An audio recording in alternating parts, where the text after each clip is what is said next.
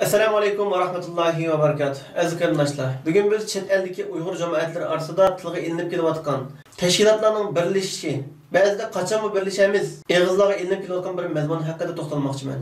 Ammo bu haqda o'ylanib boqdingizmi? Sharqiy Turkistonliklarning birlashishi va yoki tashkilotlarning birlashishi qanday amalga oshishi mumkin? Bugun men sizlarga bu masalaning qanday amalga oshishi mumkin ekanligini 3 xil usulda tushuntirib o'tmoqchiman.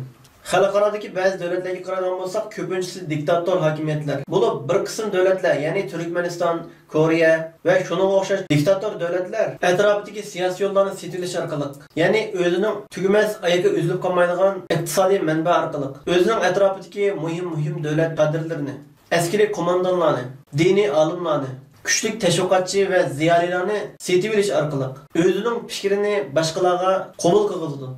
Yani öz fikrini, özünün hakimiyetinin nayetimi yaxshi hakimiyet ekanligini, hakimiyetni tutib turishning va yoki qonunlarni mana shunday ijro qilishning kerakli ekanligini qayta-qaytalab xalqqa yetkazish orqali, televizorlarda, tashviqot orqali va yoki diniy olimlarning va nasihatlari orqali qabul qilg'izdi. Agar qarshi chiquvchilar bo'lsa, ularni qattiq jazolash orqali va yoki yo'qotish orqali o'z hakimiyetini, o'zining birligini saqlab turdi.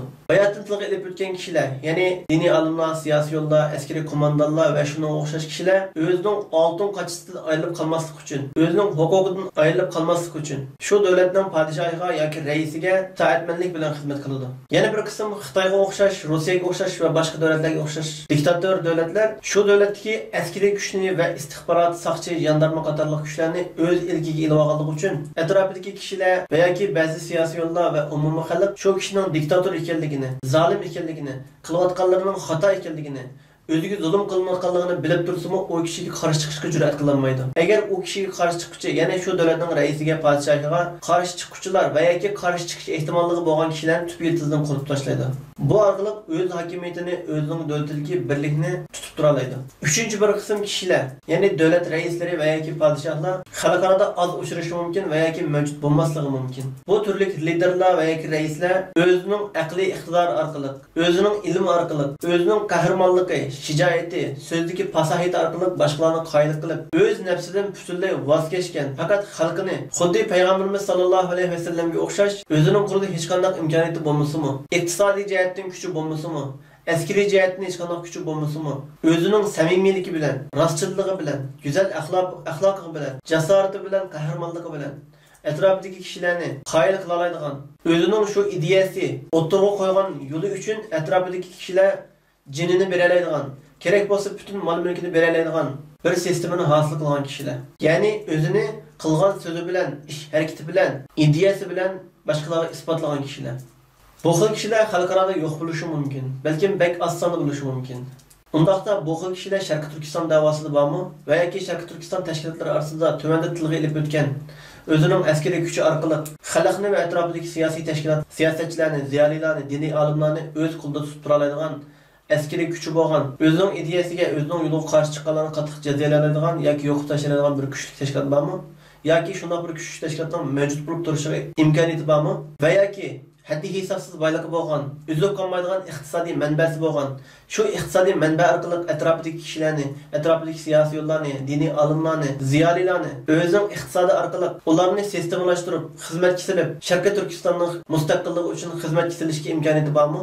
Umumiy xalqning birligini saqlashga imkoniyat bormi? Va yoki xalqimiz ichida hech kim qusur topolmaydigan, mayli diniy jihatda, mayli xalqaro siyosiy ilmlar jihatda, mayli bizning milliy urf-odatlarimiz, o'zimizning tarixi her cihetde yetişken, hammamizni qoyil qila oladigan, mayli milliyetçi insanlarni bo'lsin, mayli dindar insanlarni bo'lsin, mayli har xil dindagi Hristiyan bo'lgan, Yahudi bo'lgan yoki musulmon bo'lgan va yoki hech qanday bir dinga tabe bo'lmagan kishilarni, umumiy kishilarni qoyil qila oladigan, fasohatda yetishgan, ya'ni kishilarni so'zi ta'sirlantira oladigan, qoyil qila oladigan, qahramonlik va jasoratda, fidokorlikda hammamizga ulgu bo'la oladigan bir lider mavjudmi va yoki o'tirg'i chiqishi ehtimollik bormi? Bu to'g'riliq hammamiz o'ylanib boqaylik. Undaq bo'lsa, chet eldagi Sharqiy Turkistonliklar va Sharqiy Turkiston tashkilotlarining birlashishiga hech qanday imkoniyat yo'qmi? Bu to'g'riliqmi 3 xil ehtimollikni sizlar bilan o'rtoqlashaylik. Birinchi xil usul tashkilotlarning o'zaro birlashib bütün teşkilatlar özünün mevcutluğunu, özünün xususiyetini yo'qotib, faqat bir tashkilot bo'lish va tashkilotlar o'z ichidan bir lider saylab chiqish.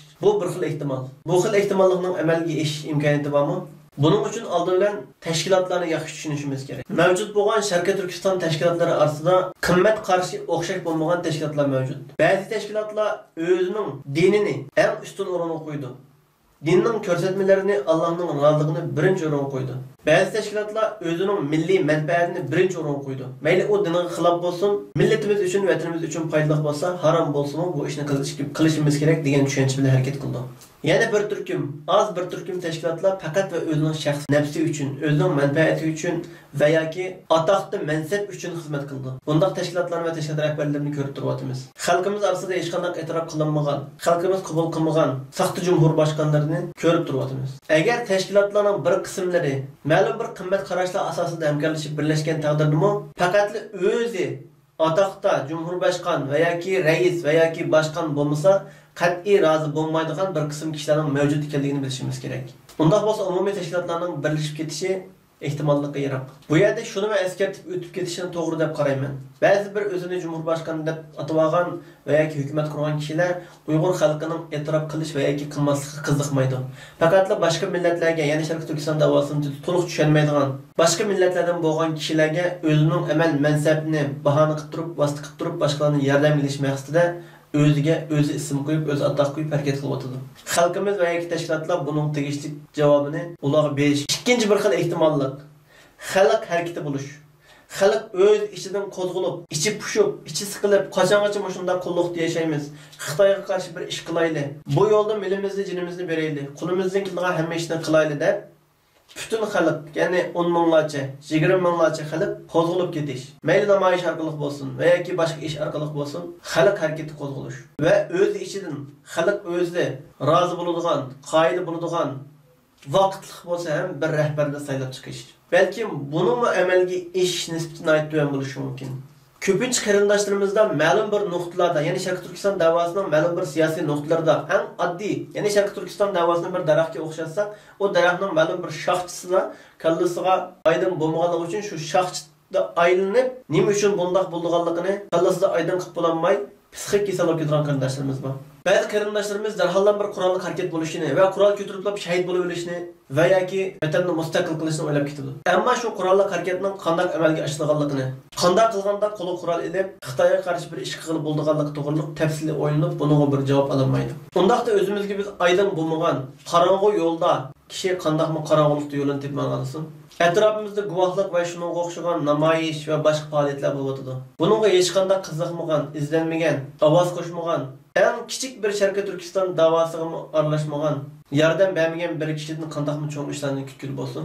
Uchinchi bir turlik ehtimollik bo'lsa, Turkiyada 50 mingdan ortiq Uyg'ur bor. Bunun ichida eng az 30 ming kishi, mayli 100dan bo'lsin, mayli 500dan bo'lsin, mayli 1000dan bo'lsin, tashkilotlanish orqali, ya'ni o'zi ichidan 10 kishi bo'lsa-mu, 9 kishi bir kishiga itoat qila oladigan bir muhitni hosil qilib, 30 minglarcha kishi tashkilotlasha olsa, bu tashkilotlarning ko'pinchisi Sharqiy Turkistonning mustaqillik yo'lida qimmat qarashlarini birlashtirib, o'zining tashkilot holatini, o'zining mavjudligini saqlab turib, ma'lum bir qism siyosiy faoliyatlarda, siyosiy xizmatlarda, ma'lum bir harakatlarda birlikda harakat qila olsa, bu chaqda yana ham birligimiz hosil bo'lishi mumkin. Ammo xalqimiz orasida bir kishi chiqib, ma'lum bir tashkilot qurmoqchi bo'lsa va yoki ma'lum bir faoliyatni boshlatmoqchi bo'lsa, shu kishining va yoki shundoq kishilarning ba'zilarini xuddi Musa alayhissalomning davridagi yahudilarga o'xshash, "Ey Musa, Robbing aytgan, bizga bir qo'mondon avatsin. Biz Alloh yo'lida urush qilayli" degandan keyin Allah subhanahu wa ta'ala tarafdan ko'ndirilgan qo'mondonni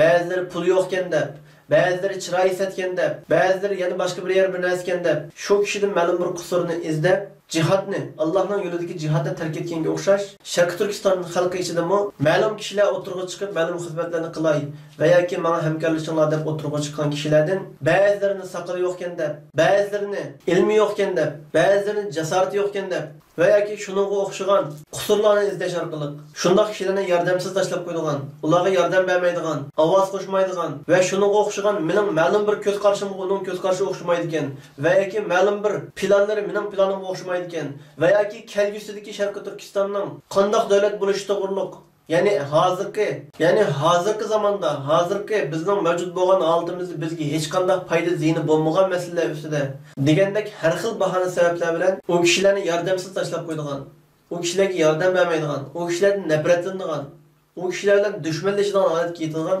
bu xil nachar illatlarni qat'iy yo'q qilishimiz kerak. Ayni vaqtda payg'ambarimiz sollallohu alayhi vasallam haq dinni, Allohning dinini insonlarga ilib kelgan vaqtida atrofidagi insonlar, ba'zi urug' tuqqanlari o kishini yolg'onchi, sehrgar, jodigar deganga o'xshash har xil bo'htonlar bilan qaralab o kishini yolg'iz tashlab qo'ygan edi. Vaholanki o kishi shu payg'ambarlik vahiysi kelishidan burun hamma kishilar orasida axloqliq, rostchil, ishonchlik, kam qursoq sehi degan o'xshash nurg'unlagan yaxshi nomini olgan kishi edi. Ammo payg'ambarimiz sollallohu alayhi vasallam ba'zi kishilarning ko'z qarashiga o'xshamaydigan bir fikrni olib kelganligi uchun va yoki ba'zi bir qism kishilarning manfaatiga zid bir narsani olib kelganligi uchun va yoki ba'zi kishilarning nafsiga uyg'un kelmaydigan bir narsani olib tushganligi uchun o kishini yolg'iz tashlab qo'ygan edi. O kishilarning oxirati qanday bo'ldi? Buni hargiz unutib qolmasligimiz kerak. Qarindoshlarımga shuni tavsiya qilaman, ko'p iznayli, ko'p o'ginayli. Yolg'iz otning chini chiqmas, chini chiqsa ding chiqmas. Bilinganni bo'ri yer, ayrilganni iyiq yer. O'zimizning Sharqiy Turkistonda yegan bir parcha ninimizning haqqini to'laydi. Ota-onamizning, urug' tuqqanlarimizning bizga qilgan mehr, muhabbati va bizga singdirgan ajrlarining haqqini o'tayli. Oxiratligimiz uchun elib ketadigan yaxshi amallarni qilayli. Hergizmi özümüzün ahirət çıxmagan xiyalları bilen özümüzün psixikasını bulup, özümüzü azablap, özümüzü tükeştirib olmaylı. Bu meseleler hakkında texim yaxşı oylağaysızlar, izlengeysizler, körüşkiç aman bağaysızlar. Allah'a emanet.